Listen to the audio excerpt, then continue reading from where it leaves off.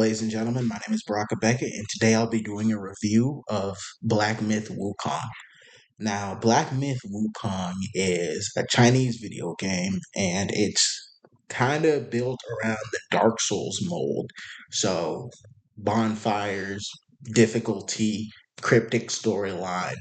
It's kind of a Soulsborne sort of situation. However, it's different in the sense that it's more fast paced in terms of combat, and there's kind of a Chinese sort of flair to everything, and a lot of it, from what I understand, is based on Chinese myth. Now, I enjoyed this game a lot. For the most part, I thought it was a really good game. I thought five of the six chapters that this game focused on were executed really, really well. And I felt like the game has a lot of good things going for it. Number one, the game looks beautiful. It's definitely one of the best looking games I have seen on this console generation. The environments are very detailed, and for the most part, the game runs smoothly. So that has that going for it. Another thing is the gameplay is very, very enjoyable. When I first started the game, I didn't really know how much I'd enjoy the game, but it's really fun once you get used to the combat. You start learning how to dodge, parry, and use your spells. Things get to be really fun. One thing that the game does a good job of, I feel, is that you start off the game like any RPG like game without many abilities. However, when you get stronger in the game, you definitely feel like you get stronger within the game, and you feel like your character has actually made progress rather than the game just leveling your opponents up to where you never feel like you're gaining any ground. The game does that well. And where the story is something that I'm there's a lot I can say, and there's not much I can say. And the reason I say that is because I definitely feel like if you understand Chinese mythology and if you understand these stories a lot better, I think you might be able to get more out of this game. I feel like a lot of what was going on is based on Chinese mythology.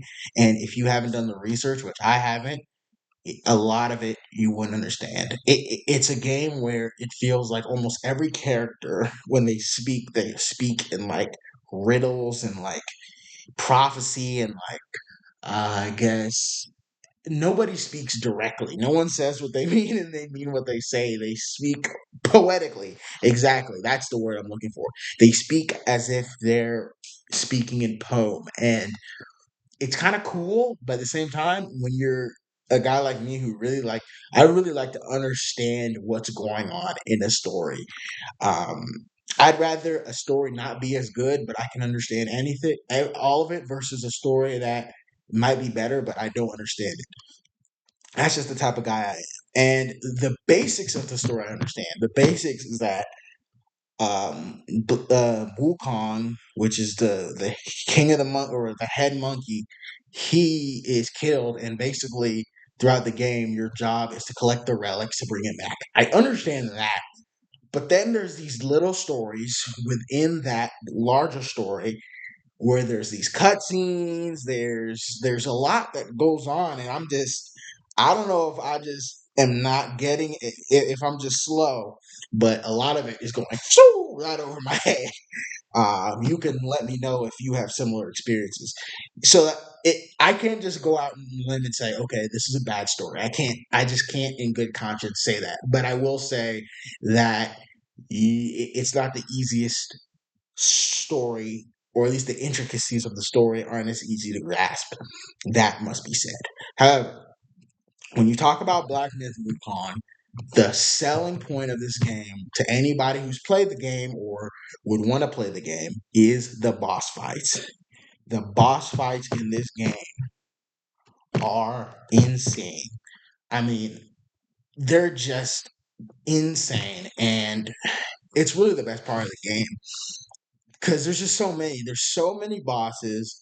They're all different, and they're all a joy to fight. And I will say this is where the difficulty comes in.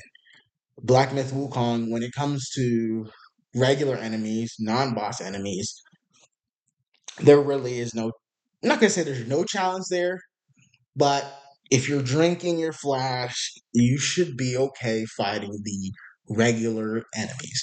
But when you get to some of these boss enemies and you haven't mastered dodging, parrying, attacking, retreating your spells, if you haven't mastered that, you're gonna get whooped. Point blank, period. You're gonna get whooped. In particular, I think I want to say the hardest battle for me might have been the fourth world's final boss. Might have been the hardest battle for me, but the final bosses of each world will give you a challenge. Point blank, period. Now, does it get to the point where it feels unfair? I wouldn't say that. Because unlike Dark Souls, it definitely feels like this game isn't purposely trying to mess you over. Like, this game, you're allowed to respec at any time. You could essentially grind if you so choose. You can like there's a lot of drinks you're afforded.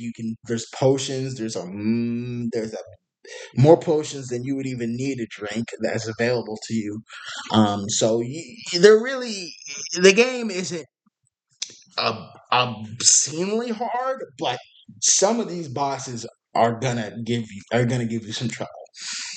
That there's no other way around it. Now, the unfortunate part about this game is that five of the six worlds that are presented to you are 10 out of 10 quality, game of the year quality, if I'm being honest. But the sixth and final world that's presented to you is one of the worst designed levels of any video game I've played in a very long time. And I tend to focus on games that are better rated, so take that as you will, but they messed this up for a lot of reasons. Number one, it's basically the final level is like an open world.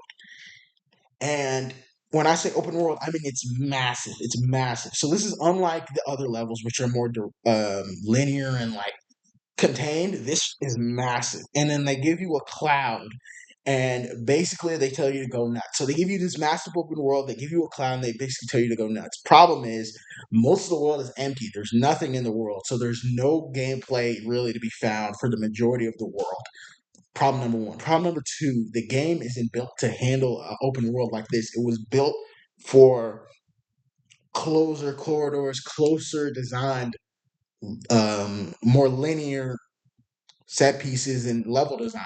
That's what the game was built for. So when they put you in this open world environment, it essentially breaks the game. So the game's moving at like 20, 10 minimal frames per second. That's another problem. Number two, you don't know where to go. You don't know what to do.